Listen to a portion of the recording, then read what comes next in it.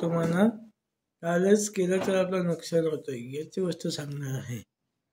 तर एक जंगल असतं, जंगलात खूप सारे प्राणी राहत असतात. तर त्या जंगलाच्या राज्यात शेरसिंग असतो. तर मग तो एकदा फिरत होता असंच. तर मग त्याला रांगा आणि हरिण याचं भांडण त्याने ऐकलं. तो जवळ गेला आणि विचारलं, काय झालं, तुम्ही का भांडतात? तर मग हिने म्हणती, मलाच बघा ना, हा हिसकून घेतो. रांगा म्हणतो, नाही, ही माझ्याकडनं हिसकून घेते. तर मग शांतपणे शेरसिंग म्हणतो, रांगा हे काय तुझे अंगठी नाही आहे, ती हिनीला वापस दे. तर ती रांगा वापस करतो ती अंगठी. आणि शेरसिंग ही धमकी देऊन जातो की जर का तू याच्या पुढे तुम्ही भांडण केलं तर मी तुला जंगलात काढून टाकेन.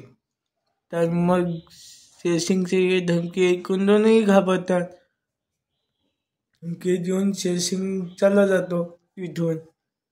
मग रांगा विचार करतो की शेरसिंग तो हे धमकी देऊन काही चांगलं नाही केलं, तुझा शेवटला नक्की घेईन. तुझ्यात कोल्हीन तिथे येते आणि म्हणते की लांडगे भाऊ, तुम्ही ना दुसऱ्या एकच जंगलात जा. तर पण जो लांडगा असतो तो म्हणतो, पण त्या जंगलात जो सोनं आहे त्याची रखवाली तर एक दैतिक करत असतो. तर मग कोल्हीन ज्यानं सत्य म्हणते की अरे जाणार काय नाही होत. तर मग तो दुसऱ्या रात्री त्या जंगलात जातो. तर मग तिथे त्याला सगळं सोनं दिसतं. तो फार खुश होतो, त्याला खूप आनंद होतो. पण तिथे एक दैत्य येतो आणि म्हणतो, आज माझं पोट भरणार आणि पोटभर जेवण पण मिळणार. रांगा म्हणतो, याचा अर्थ की तू मला मारून खायचा प्लॅन करतोयस? दैत्य म्हणतो, हो, कारण जो सोन्याची जो रखवाली करत असतो तो खूप दिवसापासून भुकेला असतो. तर मग रांगा म्हणतो, अरे पण मग तुम्ही जर का मला खाल्लं मारून तर फक्त आजच पोट भरेल. जर का तुम्ही मला जिवंत ठेवलं तर मी रोज तुमची जेवायची सोय करू शकतो. तर मग पण रांगा म्हणतो, हे बघ का, मला श्रीमंत व्हायचंय. तर मग दैत्य खूप भुकेला असतो.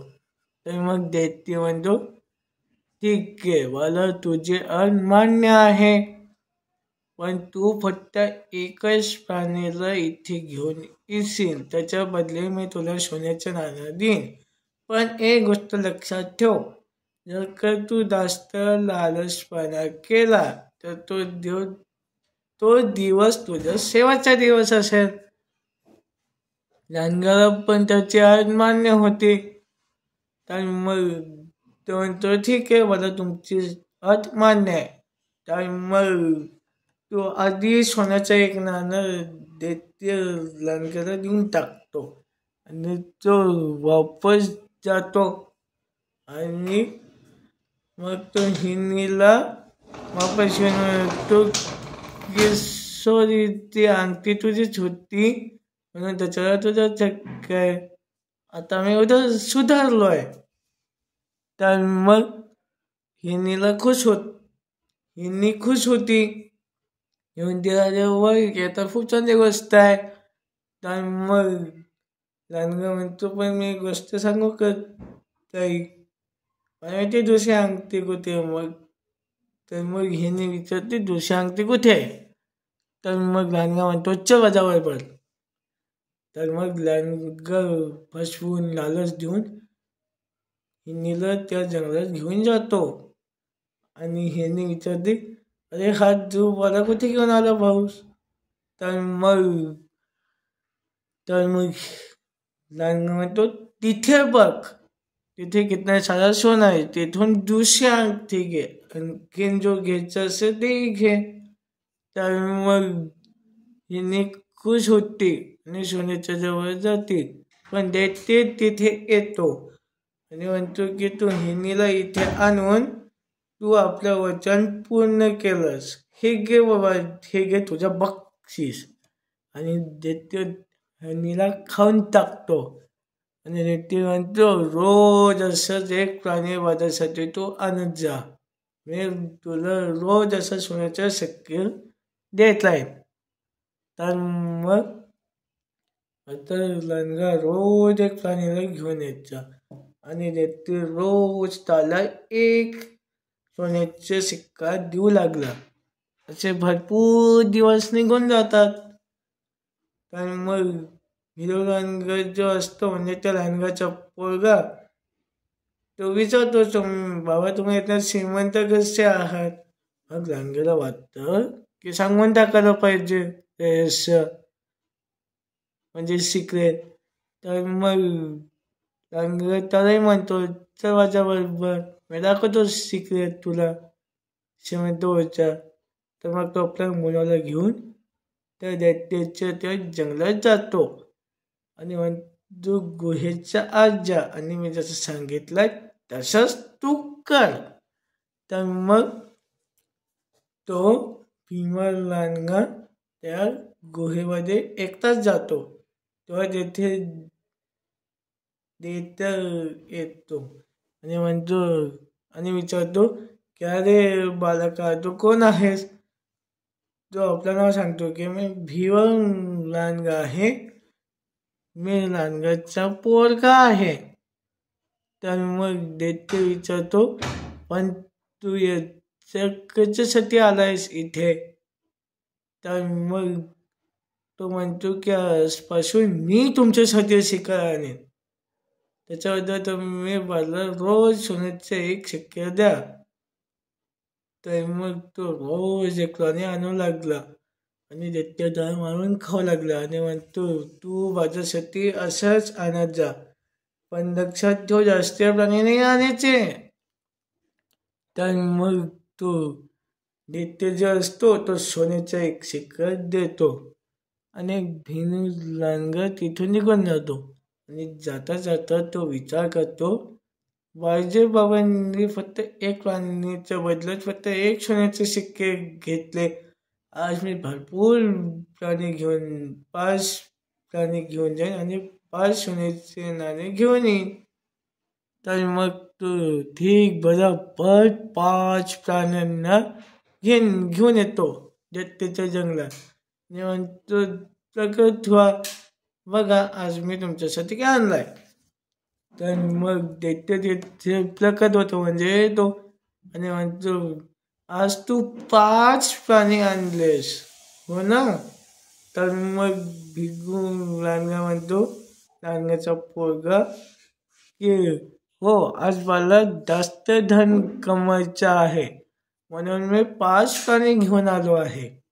एकूण दैत्य हसू लागतो. तर मग तो म्हणतो की मग तो हसा लागतो. तर मग लांडग्याचा पोरगा विचारतो पण तुम्ही असं हसतात काय.